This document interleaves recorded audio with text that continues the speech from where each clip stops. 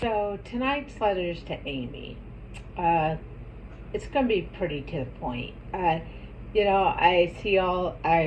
love the film Courage channel. I love the fact that it gives all this great information.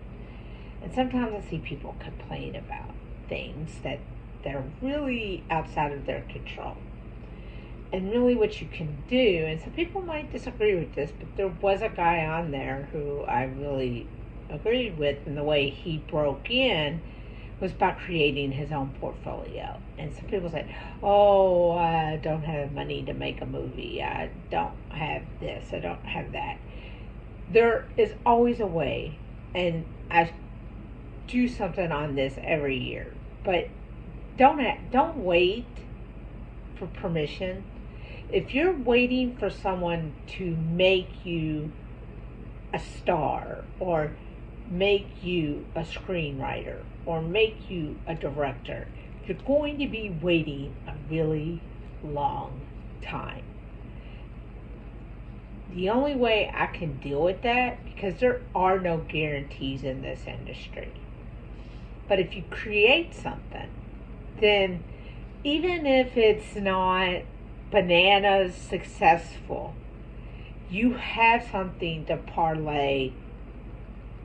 You have something on the table. You bring something to the table, whether you're writing a book, whether you're making a movie, whether you're making a cookbook. Maybe you like to cook. You could do something as simple as make a show on your phone. If you have a phone, phones these days and laptops these days are gateways to other things. And I do don't wait for permission. I can't stand people who give me 100 excuses why they can't do something.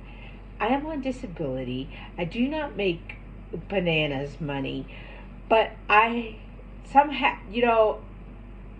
just always have been driven. I started with what I could afford, and in the process, I started as a writer, and I realized that my kind of stuff was a hard sell. Dramas with female leads. I would say it's more open to it now, but I would also say if I were to wait for someone to say, "Here's the money, you can make whatever," well, you will find a way, whether you call in favors, whether you bring your friends and family on the team. I know that when I was 24, I was diagnosed with bipolar disorder, and it seemed like my whole world was falling apart. But now I'm nominated for one of the biggest awards I can possibly be nominated for, the World Entertainment Awards, which is held in conjunction with the Grammys. And it's a unifying award for all of the art, all of like film and television and music, and to global impact.